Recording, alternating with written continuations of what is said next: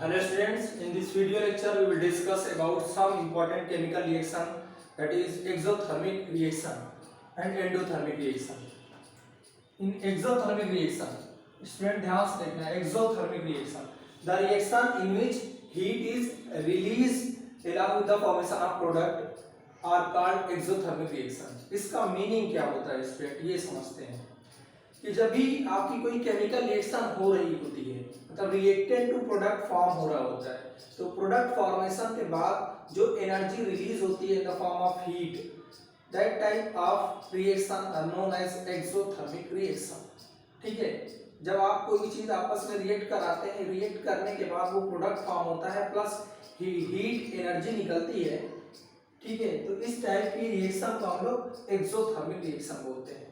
For example student, आप देखो कि आपने देखा होगा कि क्विक लाइन होता है। एग्जाम्पल से इसको समझते हैं। क्विक लाइन CaO, ये होता है स्टूडेंट क्विक लाइन।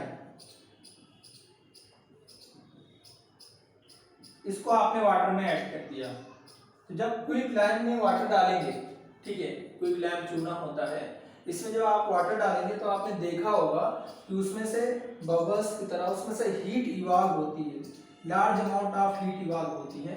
तो देखो कैल्शियम हाइड्रोक्साइड का फॉर्मेशन होता है, ये दोनों आपस में रिएक्ट करके कैल्शियम हाइड्रोक्साइड फॉर्म करते हैं, जिसको हम लोग बोलते हैं स्लैग्ड लाइन। इसको बोला जाता है स्लैग्ड लाइन, स्लैग्ड लाइन। ठीक है, और प्लस हीट एनर्जी भी निकलती है। तो ये रिएक्शन होगी स्टूडेंट एक्सोथर्मिक रिएक्शन, क्योंकि इस रिएक्शन में हीट इवॉल्व हो रही है। तो जिस भी रिएक्शन में हीट इवॉल्व होती है या हीट निकलती है, इस टाइप की रिएक्शन को हम लोग एक्सोथर्मिक रिएक्शन बोलते हैं। और भी एग्जांपल इसमें आप देख सकते हैं। एक्सोथर्मिक रिएक्शन में डेफिनेशन बहुत ही सिंपल है, reaction in which heat is evolve during the formation of product. Product formation के दौरान अगर हीट रिलीज हो रही है, हीट इवॉल्व हो रही है, तो उस टाइप की रिएक्शन को हम लोग एक्सोथर्मिक रिएक्शन बोलेंगे। कुछ और एग्जांपल इसमें देखते हैं स्टूडेंट। एक्सोथर्मिक रिएक्शन में बर्निंग ऑफ नेचुरल गैसेस का, जैसे एग्जांपल और देख लें हम लोग इसमें, burning of natural gases. Natural gas को एक नेचुरल गैस हम लोग ले लेते हैं, लाइक मेथेन CH4, ये होता है स्टूडेंट मेथेन, ये एक नेचुरल गैस। मेथेन का हम लोग इसको बर्न करते हैं, तो बर्न करने के लिए क्या चाहिए, ये नेचुरल गैस हो गई, इसको बर्न करना है। बर्न करने का मतलब होता है रिएक्शन विद ऑक्सीजन। ऑक्सीजन के प्रेजेंस में ही कोई चीज बर्न होती है। Methane react with oxygen to form carbon dioxide and water plus heat. ठीक है, तो आप देख रहे हो कि जब आप मेथेन गैस का कंबशन कराते हैं, मेथेन गैस को बर्न करते हैं, तो वहां पे क्या बनता है, आपको मिलता है carbon dioxide, water plus heat. तो इस रिएक्शन में आप देख रहे हो प्रोडक्ट फॉर्मेशन में हीट एनर्जी इवॉल्व हो रही है, रिलीज हो रही है, तो ये भी एक एक्सोथर्मिक रिएक्शन होगी। और अगर किसी भी रिएक्शन में स्टूडेंट आप हीट नहीं दिखा हो, कार्बन डाइऑक्साइड गैस फॉर्म हो रही हो, तो तभी आप समझ जाइएगा एक्सोथर्मिक रिएक्शन। कार्बन डाइऑक्साइड के फॉर्मेशन में एक्सोथर्मिक रिएक्शन ही होती है। तो ये दूसरा एग्जांपल हो गया burning of natural gases. First example हमने देखा कि चूने में पानी ऐड करते हैं तभी कैल्शियम हाइड्रोक्साइड फॉर्म होता है, जिसको हम लोग स्लैग्ड लाइन बोलते हैं, प्लस हीट एनर्जी भी उसमें से निकलती है, आपने देखा भी होगा उसको। और दूसरा एग्जांपल हो गया बर्निंग ऑफ नेचुरल गैसेस, ये भी आपके एक्सोथर्मिक रिएक्शन है। स्टूडेंट, एक क्वेश्चन बहुत पूछा जाता है एक्सोथर्मिक रिएक्शन से रिलेटेड। क्वेश्चन नंबर 10 है भी वो एनसीईआरटी में, एक्सरसाइज में आप देखिएगा कि क्वेश्चन ये है कि why is respiration considered as an exothermic reaction. ठीक है, रेस्पिरेशन जो होता है उसको हम लोग एक्सोथर्मिक रिएक्शन क्यों कंसीडर करते हैं, इसका कॉन्सेप्ट समझते हैं स्टूडेंट। देखो student, we all know that we need energy to stay alive. सबको पता है कि एनर्जी चाहिए होती है हमको जीने के लिए, and we get this energy from the food item we eat. ठीक है, तो जो एनर्जी चाहिए होती है हमको जीने के लिए वो कहाँ से मिलती है, वो फूड आइटम से मिलती है जो हम खाते हैं। ठीक है, ड्यूरिंग डाइजेशन, जब भी डाइजेशन होता है तो होता क्या है उस टाइम पे, जब भी डाइजेशन होता है तो food item break into simpler substances. जैसे इसको समझते हैं student, for example rice, potatoes and breads contain carbohydrate. ये आप जानते भी होंगे, आपने बायोलॉजी में पढ़ा होगा कि कार्बोहाइड्रेट क्या होता है। नहीं पढ़ा होगा फिर भी आप यहाँ पे थोड़ा सा इस टर्म का मतलब जान लो, यही कि कार्बोहाइड्रेट होते हैं जिससे एनर्जी आपको मिलती है, ग्लूकोज फॉर्म करते हैं। तो आप ये समझ लो कि ये सारी चीज़ें जो फूड आइटम्स होते हैं वो क्या होते हैं, वो जैसे हमने कुछ एग्जांपल बताया, पोटैटोज हो गया, ब्रेड हो गया। ठीक है, ये contain carbohydrate and this carbohydrate break down into to form a glucose. तो जब कार्बोहाइड्रेट ब्रेक डाउन होते हैं तो ग्लूकोज फॉर्म करते हैं and this glucose react with the oxygen. जो ऑक्सीजन आप इनहेल करते हैं वो ऑक्सीजन के साथ रिएक्शन करता है ग्लूकोज जो हमारे अंदर बना हुआ है in the cell of our body and to form energy. ठीक है, इसको ऐसा बेसिकली समझ लो, अगर नहीं समझ में आ रहा है कि हम लोग क्या करते हैं स्टूडेंट, हम लोग को जीने के लिए एनर्जी चाहिए होती है। एनर्जी आपको कहाँ से मिलेगी, जब आप फूड आइटम खाएंगे। जब फूड आप लेते हैं तो वो फूड क्या होता है कि वो फूड ब्रेक हो जाता है सिंपलर सब्सटेंसेस में, और सिंपलर सब्सटेंसेस से आपको ग्लूकोज मिलता है। और ग्लूकोज क्या करता है, ग्लूकोज जब बाहर से ऑक्सीजन को इनहेल करता है, हम लोग इनहेल करते हैं ऑक्सीजन को, तो इनहेल करते हैं जब ग्लूकोज ऑक्सीजन के साथ रिएक्शन करता है। मैं रिएक्शन दिखाता हूँ, यही रिएक्शन होती है हमारे अंदर कि ग्लूकोज होता है जिसका फॉर्मूला होता है C6H12O6, ये होता है स्टूडेंट ग्लूकोज। ठीक है, ग्लूकोज का फॉर्मूला होता है। और ये ग्लूकोज पर क्या करता है स्टूडेंट, इस ग्लूकोज के साथ जब हम बाहर से ऑक्सीजन गैस इनहेल करते हैं ये रिएक्शन करता है। ठीक है, जब ये रिएक्शन करता है तो क्या फॉर्म करता है, carbon dioxide, water plus energy.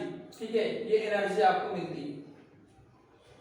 ये चीज होता है हमारे अंदर, फूड आइटम से ब्रेक डाउन होकर के ग्लूकोज में कन्वर्ट होता है। ग्लूकोज क्या करता है, जब आप ऑक्सीजन इनहेल करते हैं इसके साथ रिएक्ट करता है, कार्बन डाइऑक्साइड प्रोड्यूस करता है। ऑक्सीजन आप रेस्पिरेशन नहीं करते हैं, ऑक्सीजन आप इनहेल करते हैं, कार्बन डाइऑक्साइड गैस निकलती है।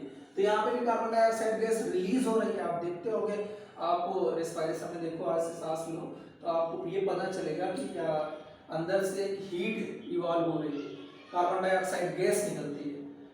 तो कार्बन डाइऑक्साइड गैस निकलती है प्लस एनर्जी वो फॉर्म होती है। इस तरीके से अगर कार्बन डाइऑक्साइड गैस निकल रही है या एनर्जी इसमें से रिलीज हो रही है तो इस टाइप की रिएक्शन को हम लोग एक्सोथर्मिक रिएक्शन बोलते हैं। तो ये था एक्सोथर्मिक रिएक्शन का कुछ एग्जांपल। ये रेस्पिरेशन वाला क्वेश्चन है एक्सरसाइज में, क्वेश्चन नंबर 10, इसको आप लोग कर लीजिए, बहुत इंपॉर्टेंट क्वेश्चन है। आप वहाँ पे ये रिएक्शन भी दिखाएंगे। ठीक है, कि होता क्या है रेस्पिरेशन में, फूड आइटम खाते हैं वो ब्रेक हो जाता है और ग्लूकोज फॉर्म करता है। ग्लूकोज जो ऑक्सीजन आप इनहेल करते हैं उसके साथ रिएक्ट करके कार्बन डाइऑक्साइड गैस प्रोड्यूस करता है और एनर्जी प्रोड्यूस करता है। और उसी कार्बन डाइऑक्साइड गैस जो इवॉल्व होती है तो वो हीट के फॉर्म में निकलती है। इसी बेसिस पे आप कह सकते हैं कि रेस्पिरेशन एक एक्सोथर्मिक रिएक्शन होती है। ठीक है स्टूडेंट, अब नेक्स्ट हम लोग देखते हैं एंडोथर्मिक रिएक्शन।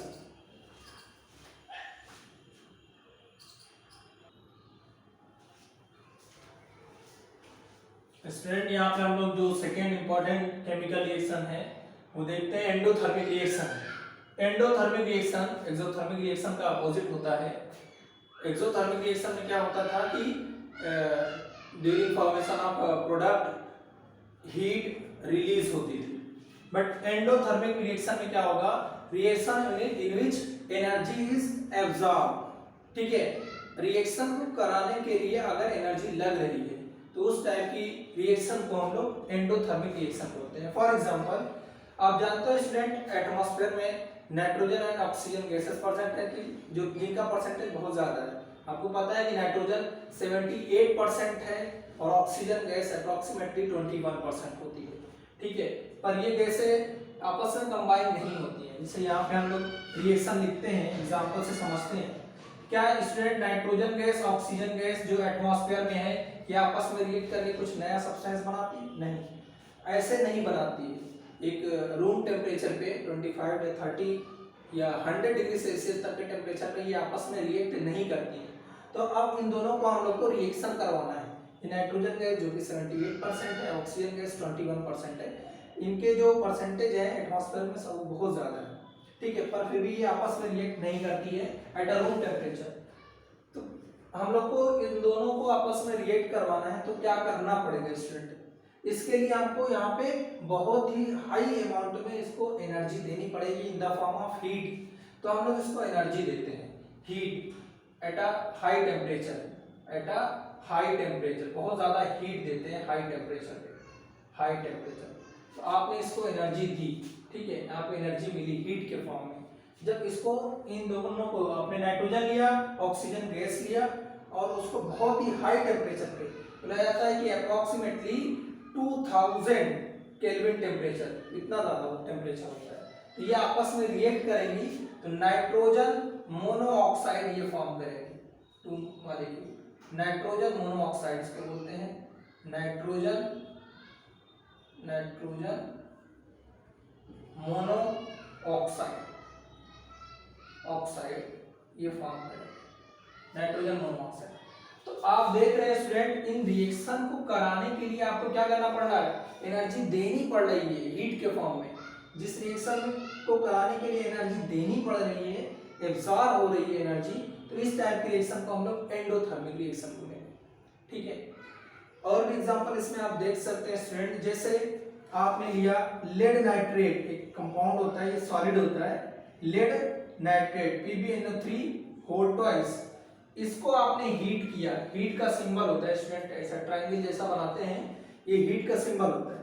आपने इसको हीट किया, क्या ये सब्सटेंस अपने आप ब्रेक हो रहा था? नहीं, जब आपने इसको हीट दिया, इसको एनर्जी दी आपने, तब ये जाके ब्रेक होगा। तो ये क्या कर रहा है? एनर्जी को एब्जॉर्ब कर रहा है, तभी रिएक्शन हो रही है। अगर इसको एनर्जी मिलेगी तभी ये ब्रेक होगा।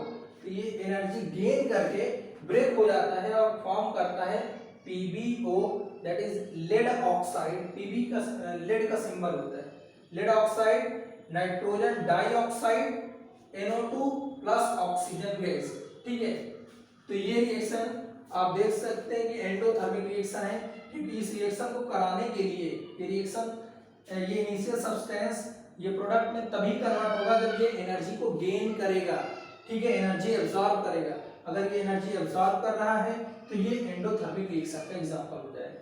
यहाँ भी ये दोनों आपस में रिएक्ट नहीं कर रहे थे, जब इन्होंने एनर्जी गेन की है, ज़्यादा टेम्परेचर पे हीट को गेन किया है, एब्जॉर्ब किया है, तब जाकर के रिएक्शन हो रही है। तो इस टाइप के रिएक्शन को हम लोग एंडोथर्मिक रिएक्शन बोलते हैं। एक्सोथर्मिक जो इससे पहले पढ़ा था, उसमें बहुत सारे एग्जाम्पल आप देख सकते हैं। जैसे आप सोडियम हाइड्रोक्साइड की पैलेट्स लेते हैं, उसको वाटर में डिजॉल्व करते हैं, डिजॉल्व करने के बाद आप कंटेनर को टच करेंगे तो कंटेनर से हीट हो जाएगा, उसमें से हीट निकलती है, ठीक है। तो वो एक्सोथर्मिक का जिसमें हीट निकल रही थी, ठीक है, उसमें आप ऑब्जर्व करेंगे टच करके या देखेंगे। और यहाँ पे क्या होगा कि रिएक्शन को प्रोसीड करने के लिए, रिएक्शन को कंप्लीट करने के लिए आपको क्या करना पड़ेगा? अपने पास से एनर्जी देनी पड़ती है। तो इस टाइप के रिएक्शन को हम लोग एंडोथर्मिक रिएक्शन, जिसमें एनर्जी देनी पड़ रही है, वो एंडोथर्मिक रिएक्शन होगी।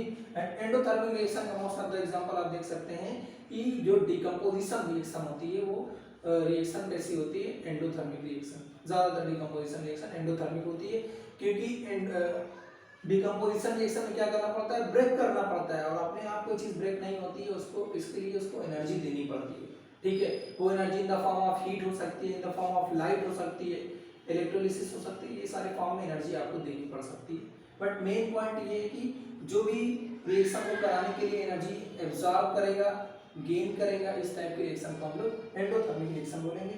ये कुछ एक्सोथर्मिक एंडोथर्मिक रिएक्शन की डेफिनेशन विद एग्जांपल हो गया है। नेक्स्ट टाइम हम लोग बैलेंसिंग पढ़ते हैं कि केमिकल इक्वेशन के बारे में डिटेल में स्टडी करते हैं। आज के लिए बस इतना ही। Thank you very much.